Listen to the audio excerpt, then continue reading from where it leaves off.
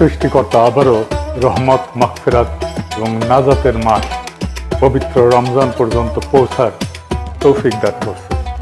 বাংলাদেশের সকলের প্রতি পবিত্র রমজানুল মোবারকের আন্তরিক শুভেচ্ছা এবং মোবারকবাদ। আল্লাহ সুবহানাহু ওয়া তাআলা যেন আপনাদের সিয়াম, কিয়াম, তেলাওয়াত, দোয়া এবং সকল ইবাদত কবুল করেন। এই মাহে রমজান আমাদের অন্তরকে পরিশুদ্ধ করুক, তাকওয়া বৃদ্ধি করুক এবং আমাদের ব্যক্তিগত এবং সামষ্টিক জীবনে ইনসাফ, সংযম এবং রহমতের বাতাবরণ প্রতিষ্ঠা করুক। রব্বে করিম যেন এই বরকতময় মাসের উসিলায় বাংলাদেশ সহ সমগ্র বিশ্বের উপরে শান্তি, ঐক্য ও কল্যাণ নাজিল করেন।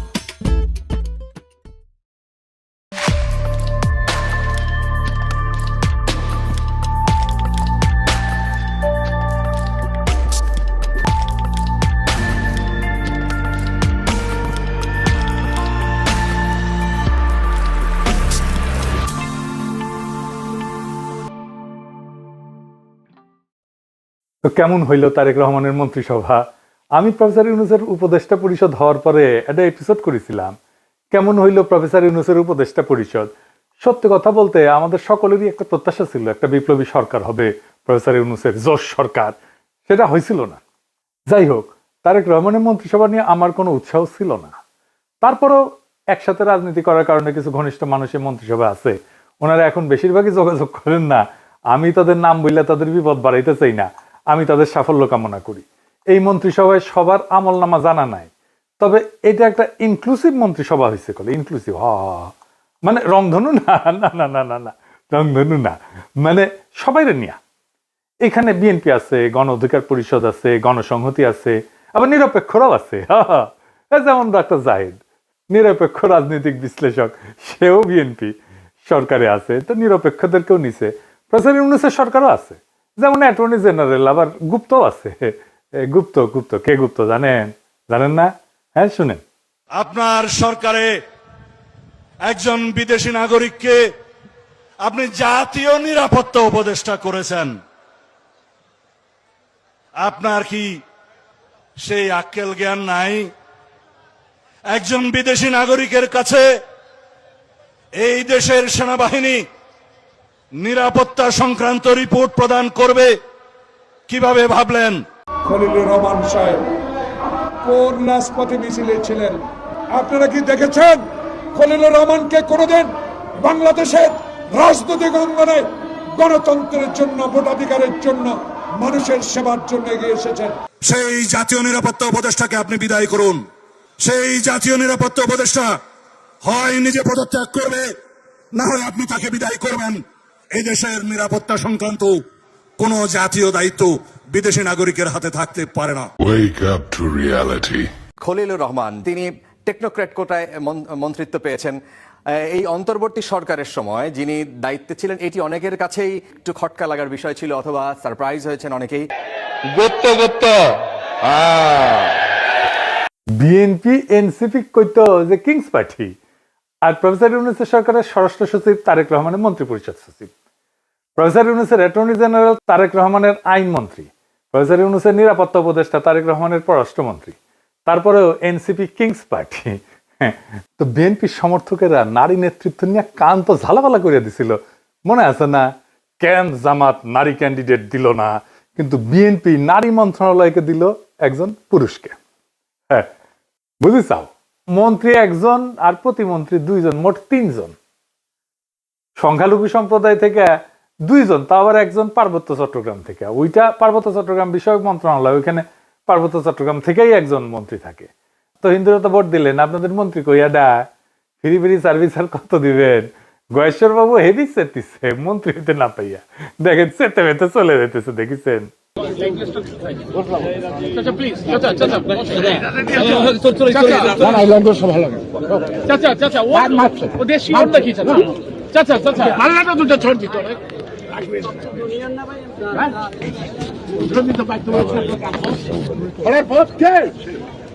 দেখেছেন? তাও যে মন্ত্রী বানাইছে নিতাই রায় চৌধুরী, উনি কিন্তু এরশাদের মন্ত্রী ছিলেন। আমরা যখন রাজপথে আন্দোলন করেছি এরশাদের বিরুদ্ধে, তখন উনি এরশাদের শেষ টাইমের মন্ত্রী হইলেন, ক্রীড়ামন্ত্রী বোধহয়, যুব ক্রীড়ামন্ত্রী বোধহয় হয়েছিলেন। ওরে আমার খোদা, 3 মাস পুরা করতে পারলো না, মন্ত্রী এর সাথে পড়ে গেল, তো মন্ত্রিত্ব আর করা হয়নি উনার। আমি ইয়ারুপসি করিচ্ছি আর কি, যে সুপ্পুর কাছে শপথ দিছে, ইয়া আল্লাহ মাফ করে দাও, সুপ্পুর রেকর্ড করা ভালো না, চাইনিজ মালের গ্যারান্টি আছে, সুপ্পুর কাছে শপথ নেওয়ার সরকারের কোনো গ্যারান্টি নাই। হাসিনা 7 মাস টিকেছে, প্রফেসর ইউনূস 1.5 বছর, দেখা যাক তারেক রহমানের সরকার কয়দিন টিকে। আমার একজন কইছে যে প্রফেসর ইউনূসের সরকার ছিল ইন্টারিম, আর তারেক রহমানের সরকার হইতেছে ট্রানজিশনাল। মানে অনেকেই কইতেছে এটা বেশি দিন থাকবে না, মানে কইতেছে এই সরকারের মেয়াদ পূরণ করার আগে কোলাপস করবে, দপ্পাস করে পড়বে দুঃশাসনের জন্য। ক্ষমতা আসার আগে যে জুলুম শুরু করছে সেটা কথা আর কি বলবো। তারেক রহমান ইচ্ছা করে কোনো বার্তা দিতেছেন না, কর্মী পর্যায়ে শয়ে শয়ে বাড়িতে আগুন দেওয়া হইতেছে, মারধর করা হইতেছে, লুটপাট করা হইতেছে, দোকান বসত বাড়ি ভাঙচুর করা হইতেছে, খুন করা হইতেছে, এমনকি ধর্ষণ করা হইতেছে। সেটা আবার চাপাও দিতেছে তারেক রহমানের চাকর বাকর যে সাংবাদিক গুলো আছে সেগুলো, কোনো স্যাদ ব্যাদ নেই তারেক রহমানের। উনি সম্প্রীতি দেখাইতে যাইতেছেন, বিরোধী দলের নেতাদের বাসায়, নাহিদের বাসায় যাইতেছেন, শফিক সাহেবের বাসায় যাইতেছেন, কিন্তু কর্মীরা যে জুলুম করতেছে অন্য দলের উপরে সেটার ব্যাপারে কোনো ভ্রুক্ষেপ নেই। জামাত এনসিপির ভাইরা আপনাদের বলি, জুলুম কলে চলবে আপনাদের উপরে, এটাই উনার প্ল্যানের অংশ। জুলাইয়ের সাথে যুদ্ধ উনার প্ল্যানের অংশ। আপনি বিএনপি আলাদার আলাপগুলো দেখেন, আমার আর ইলিয়াসের সোশ্যাল মিডিয়া ইউটিউব বন্ধ করে দিবে, হাদির কবর উড়াই দিবে, আমাদের ধরে নিয়ে গিয়ে বিচার করবে। যে সবচেয়ে ভদ্রভাবে কথা বলতেছে বিএনপি, সেও বলতেছে অনেক হয়েছে, এবার থামেন, দেশটারে শান্তি দেন, চুপ থাকেন। চুপ করানো হইতেছে সবচেয়ে ভদ্র অ্যাপ্রোচ তাদের। মানে একটা সরকার, একটা রাজনৈতিক দল, তার কোনো বিরোধিতা থাকবে না, আমরা কোনো কথা বলবো না। যেহেতু আমরা সরকার বিরোধী, তাই আমাদের কথা বলার কোনো অধিকার নেই, আমাদের চুপ থাকতে হবে, কারণ দেশে এখন শান্তি দরকার। এটা তারা সহ্য করবে না। শেরপুরে মাওলানা রেজাউল করিমকে খুন করছিল না বিএনপি, আজকে ওই বিএনপির নেতা কর্মীরা ওই ঘটনায় জামাতের 122 জন সহ অজ্ঞাতনামা 300 থেকে 40 জনের নামে মামলা করেছে। চিন্তা করেন কি তামাশা। মানে আপনার সহকর্মীরে মারবে, আপনার সহযোদ্ধারে মারবে এবং আপনার নামে মামলা দিবে। দেখেন একজন লিখতেছে বিএনপির সমালোচনা করার জন্য পাড়ার বিএনপি নেতা ডেকে নিয়ে কইতেছে গুলি করে দিবে, গুলি করে দিবে। আওয়ামী লীগ কোনোদিন এই কাজ করে নাই, দেখেছেন? তারেক রহমানের নিয়ে কোনো কথা বলা যাবে না। পুলিশ আবার আগের অবস্থা ফিরে আসিছে, দেখেন অ্যারেস্ট করবি, দেখেন পুলিশের রোয়াব। আপনি কি করেন? আপনি শুনেন, দেখি ভাই কি করেন আপনি? দেখি আপনার আইডি কার্ড বের করেন।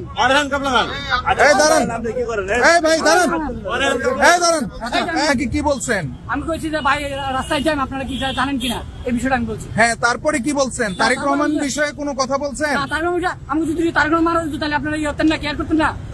উনি প্রশ্ন করছে গাড়ি ঘোড়া কম চলতেছে কি জন্য, কম চলতেছে কি জন্য। আমাদের একজনে বলছে যে আমরা তো এরকম জানি না, আমাদের এরিয়া তো ক্রিকেট থানা এলাকা আমাদের এরিয়া। উনি প্রশ্ন করে যে আপনারা তাহলে কি করেন, কি করেন? এখন যদি তারেক রহমান মারা যায় তাহলে আপনারা যাবেন না, রেসপন্স করবেন না। আমার প্রশ্ন হলো এখানে তারেক রহমান মারার প্রসঙ্গ কেন আসবে? এই কথা তার কেন আসবে? দেখেছেন? আর বিভিন্ন জায়গায় আওয়ামী লীগ অফিস খুলে বসতেছে, অফিস খুলতেছে, তাদের অফিস খুলে হইতেছে। বিএনপির লোকেরাও অফিস খুলতেছে, আওয়ামী লীগের লোকেরাও উৎসব করে অফিস খুলতেছে। মনে হয় আওয়ামী লীগ জিতেছে নির্বাচনে, আসলে তো আওয়ামী লীগ জিতেছে। তো এটা তো বিএনপি এবং আওয়ামী লীগের বিজয়। আমি কইছিলাম না, দেন না ভোট দানের শীষে, ওটার পাছায় শুয়া আছে, ওটা যখন যাবে না টের পাবেন। দেখেছেন অবস্থা? এবার আসেন কয়টা রত্ন দেখি মন্ত্রিসভা। শুটার ফয়সলকে হাদিরে যে খুন করছিল, ওটা যে জামিন করানো যে আইনজীবী, সে মন্ত্রিসভায় জায়গা দেওয়া হয়েছে। উই এখন হাদি হত্যার মামলা রাজনৈতিক বিবেচনা মামলা হিসেবে বাতিল করে দিবি। উই দেখেন, ওই দিবি। এই ছবিটা দেখেন, এই যে কাফন মোড়ানো যে লাশটা দেখিচ্ছেন না, ওর নাম তানজিল জাহান তামিম। চুয়েট থেকে পড়াশোনা করছিল, ইঞ্জিনিয়ার, দীপ্ত টিভিতে কাজ করতো। তার একটা জমির মালিক ছিল তামিমের পরিবার, সেই জমির উপরে ডেভেলপার দিয়ে একটা ভবন নির্মাণ করে 9 তলা। ওই ভবনে 27টা ফ্ল্যাট ছিল, প্রত্যেক জমির মালিককে 5টা করে ফ্ল্যাট দেওয়ার কথা ছিল। 3 জন মালিক ছিল, মানে 3 5 15টা ফ্ল্যাট। কিন্তু জমির মালিক এই নিহত তামিমের বাবাকে 2টা ফ্ল্যাট দেয় মাত্র, যেখানে তার 5টা পাওয়ার কথা ছিল, 3টা ফ্ল্যাট মেরে দিচ্ছে। এই নিয়ে ঝামেলা হয়। 10 অক্টোবর 2024 20-25 জন ডেভেলপার কোম্পানির দুর্বৃত্ত সিসি ক্যামেরা ভেঙ্গা তানজিলের উপরে হামলা চালায়। গুরুতর আহত অবস্থায় দেওয়া হলে চিকিৎসক তাকে মৃত ঘোষণা করে। এই খুনে ডেভেলপার কোম্পানির নাম জানেন? এর নাম প্লেজেন্ট প্রপার্টি। এই কোম্পানির মালিককে জানেন? শেখ রবিউল আলম রবি। তানিম হত্যার 3 নাম্বার আসামি ধানের শীষ প্রতীকে ঢাকা 10 থেকে এমপি নির্বাচিত হয়েছে এবং আজকে থেকে সড়ক পরিবহন সেতু মন্ত্রণালয়, রেলপথ মন্ত্রণালয়, নৌ পরিবহন মন্ত্রণালয়ের দায়িত্ব দিচ্ছে তারেক রহমান। দেখেছেন, এর নিয়ে বিপ্লবী পোস্ট দিছিল ওয়াকারে পথ বালক, দেখেন। পরে আবার মাল পানি খেয়ে মুছে দিছে, খুঁজেই পাবেন নাই লেখা। প্রফেসর ইউনূসের জামানায় কত যে ধান্দা করেছে ওই তারই হত্যা নাই, কত যে মাল কামাইছে। যাই হোক, শহীদ প্রেসিডেন্ট জিয়াউর রহমানের খুনি জেনারেল এরশাদের পুরা সময় জুড়ে যে বাটপাট্টা উপপ্রধানমন্ত্রী ছিল চক্ষু বিশেষজ্ঞ ডাক্তার এম এ মতিন, তার পোলা মুহিত হয়েছে তারেক রহমানের প্রতিমন্ত্রী। সে কিন্তু আবার ব্রিটিশ সিটিজেন। এই যে দেখেন তার ইমিগ্রেশন রেকর্ড, বাংলাদেশের এয়ারপোর্টে সেখানে জলজল করতেছে ব্রিটিশ নাগরিক লেখা, বাংলাদেশের রেকর্ড। ওই ব্রিটিশ পাসপোর্ট নিয়ে 18 জানুয়ারি বাংলাদেশে পা রাখছিল, তারপরে মনোনয়নপত্র জমা দেয়। তারপরে যখন দ্বৈত নাগরিকত্বের প্রশ্ন আসলো, উই কইল যে কখনোই আমি দ্বৈত নাগরিক ছিলাম না, আমি কখনোই অন্য দেশের নাগরিক ছিলাম না। নির্বাচনের পরে মন্ত্রী হিসাবে শপথ নিল, আলহামদুলিল্লাহ। তো এই মুহিত কিন্তু ডাক্তার, ঢাকা মেডিকেলে পড়েছিল, আঙ্গারে বছর 4 জুনিয়র মনে হয়। এরশাদের আমলে সে একটা আকাম করেছিল, সেই সময় হেভি সেন্সেশন ছিল। এটা খুবই সেন্সেশনাল ঘটনা ছিল আমাদের টাইমে, আমরা তখন আন্দোলন সংগ্রাম করতেছি এরশাদের বিরুদ্ধে। বাপি শাহরিয়ার বলে এক তরুণ ছড়া কাটছিল, ওই পাড়ায় রাস্তার মধ্যে সাইকেল চালাইতেছিল বাপি, আর রাস্তাটা নিজের মনে করে দ্রুত বেগে গাড়ি চালাইতেছিল এরশাদ আমলের সেই মন্ত্রী মতিন সাহেবের ছেলে এই মুহিতের গাড়ির ধাক্কায় ছিটকা পড়ছিল বাপি, মেরুদণ্ডের হাড় ভেঙে যায়, প্যারালাইসিস হয়ে পড়ে থাকে, বিছানায় পড়ে থাকে। অবর্ণনীয় কষ্টে ভুগছে বাপি শাহরিয়ার, বিচার পায় নাই, চিকিৎসাও পায় নাই। তো পরিবারের মুখাপেক্ষী হইয়া একটা তরুণ কতদিন বেঁচে থাকতে পারে বলেন? সে দুঃখে আর গ্লানিতে পরিবারের বোঝা হইয়া থাকতে না চাইয়া অভিমানে আত্মহত্যা করছিল ছেলেটা। এইটা নিয়ে সেই সময় একটা দারুণ মঞ্চ নাটক হয়েছিল, খুব বিখ্যাত মঞ্চ নাটক হয়েছিল। তখন মঞ্চ নাটক কিন্তু খুব চলতো, নাম ছিল 7 ঘাটের কানাকুড়ি। ওইখানে 7 ভাই ছিল আর কি, তার মধ্যে এক ভাই এই বাপি শাহরিয়ার। এই ঘটনাটা ওই নাটকের মধ্যে আছে, মমতাজউদ্দিন আহমেদের বইও আছে, আপনারা পড়তে পারবেন। এই মহিতি এখন স্বাস্থ্য প্রতিমন্ত্রী হয়েছে। ছাত্র জীবনে জাসদ ছাত্রলীগ করতো, মানে হাসানুল হক ইনুর। তখন জাসদ ছাত্রলীগ বড় এবং প্রভাবশালী সংগঠন, ছাত্র দলও করে নাই, কখনোই করে নাই। এক ফ্যামিলি থেকে নাকি একাধিক প্রার্থী দিবি না বিএনপি, কতগুলা দিছে দেখেছেন এই ফ্যামিলি থেকে। খালি মির্জা আব্বাস ভাই ভাবির জন্য আর একটা নমিনেশন চাইলেই দোষ, তাই না? এই দুনিয়ায় ইনসাফ নাই কলে, বুঝিছেন মির্জা আব্বাস ভাই? একেবারে কোনো ইনসাফ নাই, বেইনসাফের দুনিয়া। সেজন্য তো এত ইনসাফ করি। আমাদের একজন বনমন্ত্রী উপহার দিচ্ছেন তারেক রহমান, উনি বনে যায় হেগে আসবেন, একদম পারফেক্ট হয়েছে। ভালুকায় বন বিভাগের যে বন আছে না, এটার জমি উনি খায়া ফেলছিলেন। এই উনার পছন্দের ফোনদের আলোর রিপোর্ট দেখেন, আরে উপরে দেখেন, উপরে আর একটা নাম আছে মিজানুর রহমান সিনহা, এটা সাহেব, এটা দেখেন, হাইলাইট করে দেখান, নাম দেখেছেন না? এই মালুকালের বিএনপি বন খেকো আব্দুল আল মিন্টুরে দিছে বনের দায়িত্ব, শিয়ালের কাছে মুরগি বর্গা দিছে। চমৎকার একটা ইন্টারেস্টিং জিনিস দেখাই। আমার এক একনিষ্ঠ ভক্তরে তারেক রহমানের মন্ত্রিসভায় তারে মন্ত্রী বানাইছে বিজ্ঞান এবং প্রযুক্তি মন্ত্রণালয়। ওই হামাক কেন অনুসরণ করে বুঝলাম না। তারা গেছে জাতীয় স্মৃতিসৌধে, আইসা ফটো মারিছে, ফটো খিচিছে, তারপরে ফটো ফেসবুকে দিছে। সে ফেসবুকে শেয়ারে দিয়ে বাংলায় তার মন্ত্রণালয়ের নাম এটা কি লিখেছে দেখছেন? বিজ্ঞান প্রযুক্তি লিখতে গিয়া আমার মতো লিখেছে প্রযুক্তি। পরে পাবলিকের হাসাহাসি দেখে এডিট করেছে। শোনেন ভাই, সমালোচনায় ভেঙে পড়বেন না। হাতি চললে কুত্তা ভুক ভুগাবে, আপনি এভাবেই লিখিবেন হাসাহাসির মায়ের বাপ, তাইলে দেখবেন একদিন আপনি ঠিকই পাবনা পৌঁছে গেছেন। তো বিএনপি মন্ত্রী সবাই এমন সব রত্ন আছে, হে বিএনপি সোয়াবিন পার্টি ভান্ডারে তব বিবিধ রতন, কারে ছাইরা কারে ধরি। সুকুমার রায়ের একটা ছড়া ছিল সৎপাত্র, ওইটার সাথে মিল আছে বিএনপির মন্ত্রিসভার। শুনবেন? শুনেন, মজা। শুনতে পেলাম পোস্তা গিয়ে তোমার নাকি মেয়ের বিয়ে, গঙ্গারামকে পাত্র পেলে, জানতে চাও সে কেমন ছেলে? মন্দ নয় সে পাত্র ভালো, রং যদিও বেজায় কালো, তার উপরে মুখের গঠন অনেকটা ঠিক পেঁচার মতো। বিদ্যে বুদ্ধি বলছি মশাই, ধন্যী ছেলের অধ্যবসায়। 19টি বার ম্যাট্রিকে সে ঘায়েল হয়ে থামলো শেষে। বিষয় আশায় গরিব বেজায়, কষ্টে সৃষ্টে দিন চলে যায়। মানুষ তো নয় ভাইগুলো তার, একটা পাগল একটা গোয়ার, আরেকটি সে তৈরি ছেলে, জাল করে নোট গেছেন জেলে। কনিষ্ঠটির তবলা বাজায়, যাত্রা দলে 5 টাকা পায়। গঙ্গারাম তো কেবল ভোগে পিলের জ্বর আর পাণ্ডু রোগে, কিন্তু তারা উচ্চ ঘর কংসরাজের বংশধর, শ্যামলাহিরি বনগ্রামের কি যেন হয় গঙ্গারামের। যা হোক, এবার পাত্র পেলে এমন কি আর মন্দ ছেলে। তো একদিন পরে একটা গণতান্ত্রিক ভাবে নির্বাচিত সরকার পেলাম, তার একটা মন্ত্রিসভা পেলাম, পেছেন একটা মন্ত্রিসভা, মন্দ না। চারিদিকে তো দেখি যাত্রাপালা চলিচ্ছে, কাজ মারে ধুলায় অন্ধকার। এবার আসেন জুলাই বিপ্লবের সাথে কি করেছে বিএনপি সেটা দেখি। এমপিদের দুইটা শপথ নেওয়ার কথা ছিল, একটা হইতেছে সংসদ সদস্য হিসেবে শপথ, আর একটা হইতেছে সংবিধান সংস্কার কমিটির সদস্য হিসেবে শপথ। বিএনপি সংবিধান সংস্কার রক্ষার শপথ নেয়নি, কারণ তারা পুরানো আওয়ামী সেকুলার রাজনৈতিক বন্দোবস্তের বাইরে যেতে চায় না, পুরনো সংসদীয় কাঠামোর ভেতরেই থাকতে চায়। সংবিধান সংস্কারের গণভোট যে জনরায় তৈরি হয়েছে সেখান থেকেও তারা নিজেদেরকে দূরে রাখছে। তাদের কর্মীরা মাঠে না ভোটের পক্ষে ক্যাম্পেইন করছে, আমরা দেখছি, অনেক রেকর্ড আছে। মানুষ এখন বুঝতে শুরু করছে এটা পরিবর্তনের রাজনীতি না, এটা অবস্থান রক্ষার রাজনীতি। রাষ্ট্রের আমূল সংস্কারের প্রশ্নে এরকম অনীহা থাকলে নতুন কিছু হবে না, পুরনোই রং বদলাবে। জুলাই ছিল পরিবর্তনের অঙ্গীকার, যদি সেই অঙ্গীকার থেকে সরে দাঁড়ানো হয় তাহলে জনগণের আকাঙ্ক্ষার সঙ্গে সেটা সাংঘর্ষিক হবেই। এর বিপরীতে এনসিপি জামাত জোট সংসদে থেকেও সংবিধান সংস্কারের শপথ নিছে, মানে তারা শুধু চেয়ারে বসতে চায় না, কাঠামো বদলাইতে চায়, এমনটাই তাদের দাবি। রাষ্ট্রীয় প্রতিষ্ঠান পুনর্গঠন, রাজনৈতিক সংস্কৃতি বদল, এই অঙ্গীকারের ভেতর দিয়েই তারা আগাইতেছে। এই কারণেই তারা নতুন সরকারের শপথ অনুষ্ঠানে যায়নি। এটা কেবল অনুপস্থিতি না, এটা রাজনৈতিক বার্তা। বার্তাটা পরিষ্কার, জুলাইয়ের দাবির সঙ্গে কোনো আপোষ না।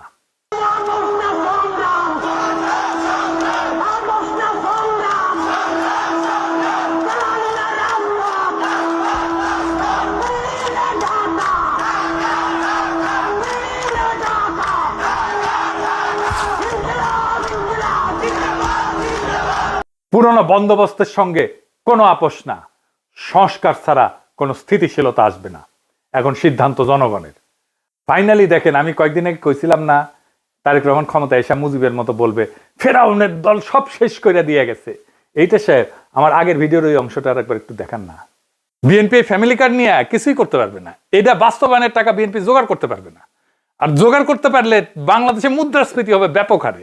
আর তখন 6 মাস পরে এসে বিএনপি বলবে আওয়ামী লীগের অন্তর্বর্তী সরকার সব টাকা নিয়ে গেছে, তাই বিএনপি এটা বাস্তবায়ন করতে পারতেছে না। সর্দির বডিগার্ড যেমন 1972 এসে বলছিল কিচ্ছু নাই, ফেরাউনের দল সব শেষ করে দিয়ে গেছে।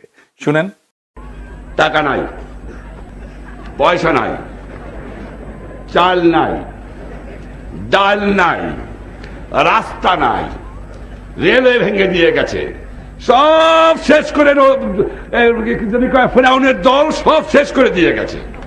দেখেছেন? এইবার দেখেন, মোটামুটি প্রায় 2টা খবরের কাগজ, একটা আজকের নিউজ হইতেছে ইউনূস সরকার 23 লাখ কোটি টাকা লোন রেখে গেছে। ভাবটা যেন ইউনূস সরকার 23 লাখ কোটি টাকা নিজেই লোন নিয়েছে এই সরকার চালানোর সময়। সব খবরের কাগজে একই খবর, দেখেন একটা পর একটা। দেখেন এডিটর সাহেব, দেখেন, দেখেছেন, বুঝেছেন কেন এটা করেছে? কারণ ইউনূস সরকার উল্টাপাল্টা খরচ করে নাই। বিজনেস স্ট্যান্ডার্ডের গ্রাফটা দেখেন এডিটর সাহেব, হেডলাইনটাও করেছে বদ নিয়তে, কিন্তু গ্রাফটা এরা ঠিকঠাক দিচ্ছে। প্রত্যেক বছর লোনের অ্যামাউন্টটা দেখান এডিটর সাহেব। ইউনিসেফ সরকার আগের বছর থেকে 25% লোন কম নিয়ে সরকার চালাইছে। জি, এটা 25% কম লোন নিয়ে দেশ চালাইছে। এই টাকা দিয়া তারা আবার হাসিনার আমলে পাওনা ক্লিয়ার করছে তার এই টাকার মধ্যেই, এবং রিজার্ভ ডাবল করছে। সরকার যাওয়ার আগে অবস্থা যত খারাপ দেখানো যায়, ভবিষ্যতে বিএনপির খারাপ পারফরমেন্স করলে বলতে পারবে ফেরাউনের দল সব শেষ করে দিয়ে গেছে। এর জন্য যত না খারাপ দেখাইতে হবে তার চেয়ে বেশি খারাপ। তারেক রহমানের 5টা মিডিয়া এই কাজ করিচ্ছে। প্রফেসর ইউনূস লোন নিছে কত? মাত্র 1.5 লাখ কোটি টাকা। 1.5 লাখ কোটি প্রফেসর ইউনূস সরকারের ঋণ, বাকিগুলো তো শেখ হাসিনার নেওয়া ঋণ। এর থেকে কম ঋণ করে চলার চেষ্টা করতে পারে বিএনপি সরকার, হাউকাও করার কি আছে? প্রথম আলো আবার একটু মডিফাই করেছে, দেখেন যে ইন্ডিয়া, রাশিয়া, চীন থেকে কোনো লোনের প্রতিশ্রুতি আসে নাই। লোন আসে কোত্থেকে? লোন আসে জাপান, এডিবি থেকে, ওয়ার্ল্ড ব্যাংক থেকে। ভাগ্য ভালো লেখেনি যে ভুটান, সোমালিয়াও লোন দেওয়ার প্রতিশ্রুতি দেয় নাই। তো ওটাও লিখেন।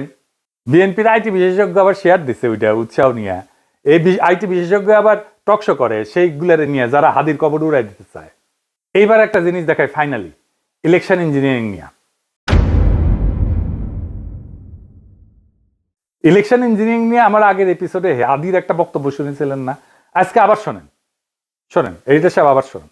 এবার যেহেতু আমলারা সিল মারতে পারবেন না, আপনারা দেখেন এই মানে আমার হয় কি, আমরা যখন সিডাপের মতো একটা ভারী ভেন্যুতে কথা বলি তখন এত থিসিস, অ্যান্টিথিসিস, সিনথিসিস এরকম বলি যেগুলো জনগণ কানেক্ট করতে পারে কম। হিসেবটা খুব সোজা হলো যে এই প্রত্যেকটা কেন্দ্রে, একটা কেন্দ্রে মিনিমাম 10টা বুথ থাকে।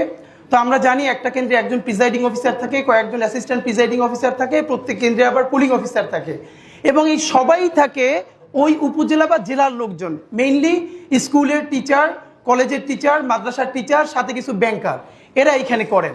ব্যাপার হলো আপনারা এটা খুব কমন স্ট্র্যাটেজি, সেটা হচ্ছে যারা আমরা যাদেরকে হেভিওয়েট প্রার্থী বলি মেইনলি, তারা যেটা করেন 5-7 জন ডামি দাঁড় করায় দেন। ডামি প্রার্থী দাঁড় করাই দিলে হয় কি, তার নামে প্রত্যেক প্রার্থীর নামে আবার পুলিং এজেন্ট দেওয়া যায়, মানে তার নামে এজেন্ট দেওয়া যায়।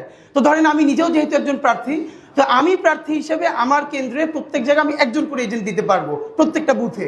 তো আমার এগেনস্টে যিনি আছেন তিনি যদি আরো 5 জনকে দাঁড় করাই দেন এবং 5 জনের এগেনস্টে আরো 5 জন সে এখানে এজেন্ট দিবেন, তারপরে যেটা হবে পুরো বুথের মধ্যে 10 জনের মধ্যে দেখা যাবে 8 জন বনাম আমার একজন।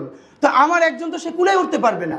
এরপর ওইখানে সরকারি যে কর্মকর্তা থাকবে সে তো স্কুল টিচার ভাই, সে তো আসমান থেকে নাজিল হয় না, সে ওখানে আসছে একদিনে চাকরিটা করে হয়তো ওই দিন দায়িত্ব পালন করে 3-4 হাজার টাকা পাবে।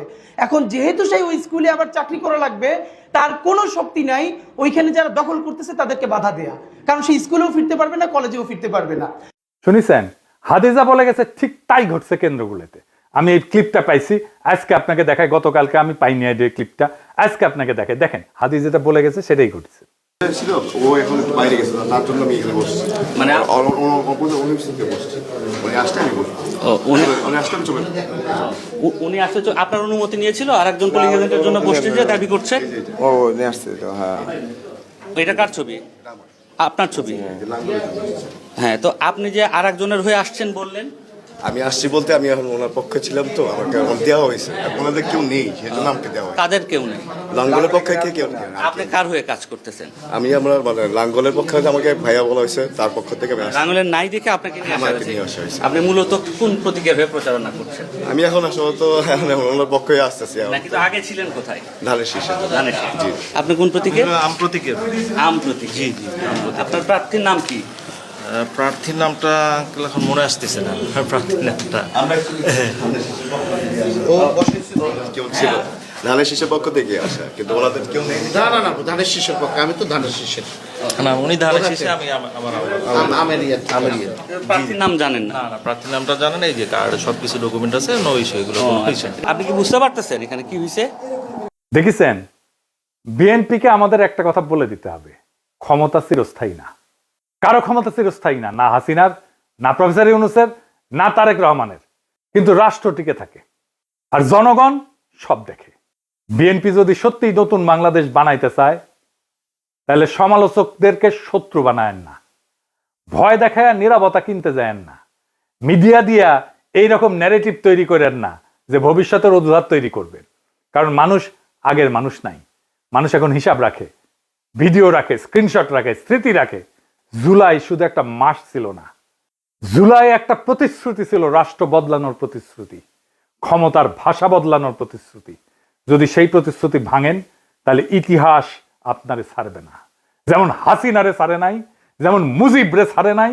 ভয় দেখায়েন না, ভয় দেখায়েন না তারেক রহমান, হাসিনারে আর মোদিরে ডরাই নাই। আপনাদের দাবরানি দিয়া ঠান্ডা করে দেওয়া যায়, ডর আপনারা পাইবেন। হাসিনা দিছিল না, একবার ঠাসি দিয়া বালুর ট্রাক সরানোর ক্ষমতা ছিল না, হেডম ছিল না, হরতাল ডাকতেন আর নিজের পড়না পল্টন অফিসের সামনে 20 জন লোক হয় না। আপনারা এখন ভয় দেখাইতেছেন। হ্যাঁ, কারণ হাইসেনি এদিতে সে হাসায় দেয়। আপনাদের নেতা মির্জা আব্বাস হেভি হেডোমালা নেতা, বলে পুলিশের ভয় প্রাণ ভয়ে দাঁড়াইতে পারে নাই নয়াপল্টনে। নিজেদের মাপে অন্যদের মাপতে যায়েন না, ভুলে যায়েন না। আপনারা যখন ঘরে ঢুকে গেছেন তখন আমরাই প্রতিরোধের আগুন জ্বালায় রাখছিলাম। ডর দেখায়েন না, আমরা ভয় পাই না, আমরা কাউকে ভয় পাই না। আমরা বলছি আমরা একটা রেসপন্সিবল অপোজিশন হিসেবে কাজ করতে চাই, আমাদেরকে রেসপন্সিবল অপোজিশন হিসেবে কাজ করতে দেন। আমরা আপনাদের অন্যায়ের বিরুদ্ধে বলে যাব, কারণ দেশটা আপনার বাপের না, দেশটা জনগণের। আর জনগণ যখন জাগে তখন ন্যারেটিভ, মিডিয়া, দাপট, ভয় দেখানো টিকতে পারে না। আপনারাও পারবেন না যদি এই চেষ্টা করেন। ইনকিলাব জিন্দাবাদ।